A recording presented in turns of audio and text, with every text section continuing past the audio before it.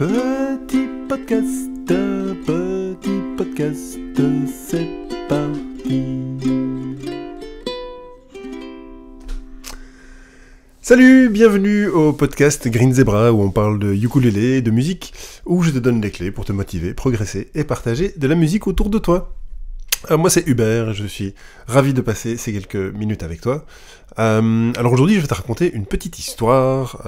Tu auras remarqué que ici dans les premiers épisodes du podcast de Green Zebra, j'avais préparé un petit texte à l'avance que je lisais parce que voilà, comme je me lance dans cette aventure et que j'ai pas encore énormément d'aisance, je voulais partir un petit peu avec un petit peu de sécurité et donc avec un petit texte tout préparé que je n'avais plus qu'à lire.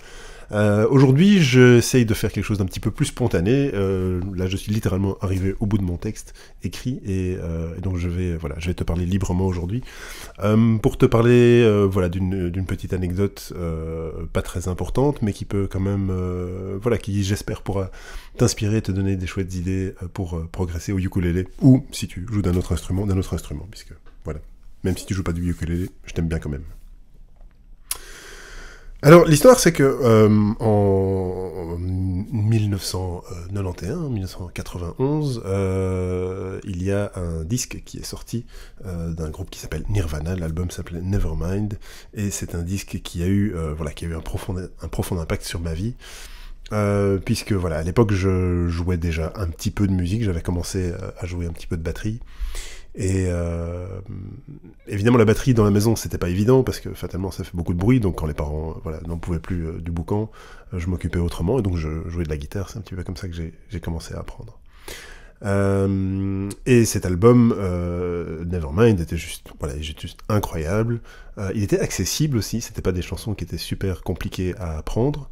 Et j'ai passé donc des heures et des heures et des heures à déchiffrer ces chansons, à les écouter, puisque à l'époque moi à l'époque, il n'y avait pas d'internet, il y avait, mais c'était assez rudimentaire quand même, c'est pas ce qu'on a aujourd'hui. Et donc tout ça pour dire, j'ai passé beaucoup d'heures à écouter, et à réécouter, et à réécouter, et à réécouter le CD, et à en fait trouver les accords, ou si j'en parlais avec des copains qui me montraient, tiens, cette chanson-là, il la joue comme ça, etc., etc. Ce qui fait que de fil en aiguille, en fait, je suis devenu quand même assez à l'aise avec la guitare, et je suis devenu assez vite à l'aise avec les accords barrés. Alors les accords barrés, c'est quelque chose dont qui frustre beaucoup de gens, qui disent les accords barrés, ça fait mal, c'est compliqué, j'ai pas envie d'apprendre les accords barrés, ça m'embête, etc., etc. Et en fait, ce qui se passe, c'est que je n'ai jamais décidé d'apprendre les accords barrés.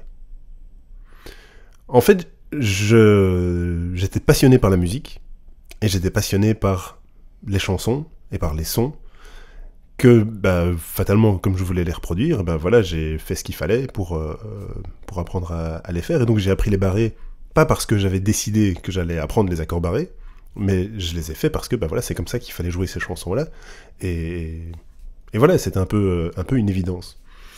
Alors je pense que c'est peut-être plus facile quand on est enfant, quand on est adolescent, de se lancer comme ça dans des choses vraiment avec une espèce de passion aveugle et de se dire moi j'ai envie de faire ceci et j'y consacre toute mon énergie.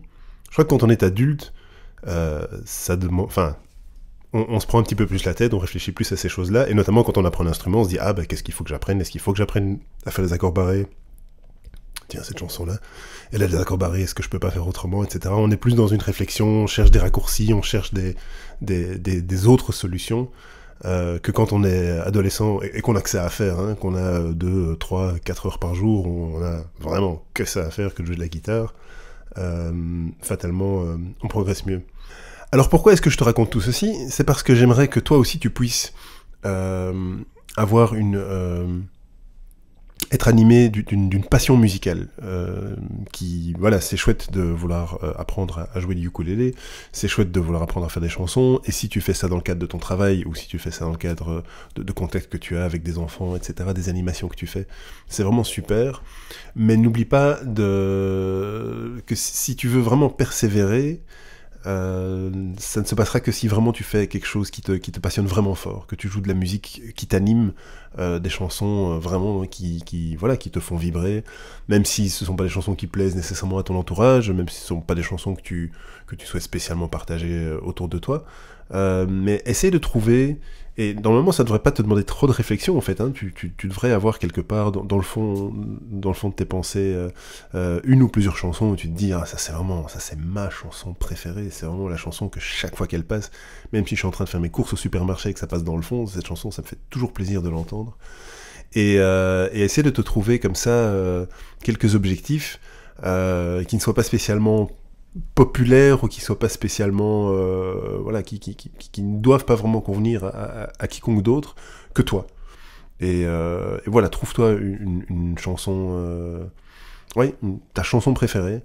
Et regarde si tu sais la jouer au ukulélé. Regarde si c'est possible, si ce sont des accords qui sont relativement faciles à trouver. Et si c'est pas le cas, eh ben vas-y quoi. Vas-y, cherche, regarde comment il y a moyen de faire, regarde si c'est des accords que tu ne connais pas, essaie de trouver essaie d'apprendre comment jouer ces accords. Et puis si ça fait mal aux doigts, essaie de te laisser porter par la musique et voilà, essaie de toujours jouer des choses qui te plaisent, parce que c'est vraiment comme ça que je pense que tu iras de l'avant. Je pense que moi c'est certainement ça qui m'a porté quand j'étais plus jeune, parce que c'était plus simple de juste pas trop réfléchir et juste dire moi cette chanson là j'y vais à fond.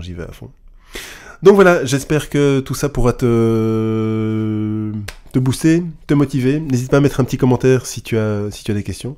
S'il y a une chanson que tu as envie d'apprendre et que tu ne trouves absolument aucune piste sur internet et que je peux te donner un coup de main, n'hésite pas à me mettre un petit mot.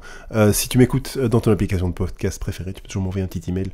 Mon adresse c'est hubert@greenzebra.online. Et si tu cherches encore des trucs astuces pour progresser au ukulélé, j'ai un petit guide gratuit, tu peux le télécharger, ça s'appelle 5 trucs pour progresser en musique, même quand on n'a pas le temps. Ce sont des petits trucs très faciles à mettre en place, qui te permettront, je l'espère, de trouver plus de temps, d'être plus efficace avec ton temps, de pouvoir progresser avec ton instrument de manière un peu plus intelligente.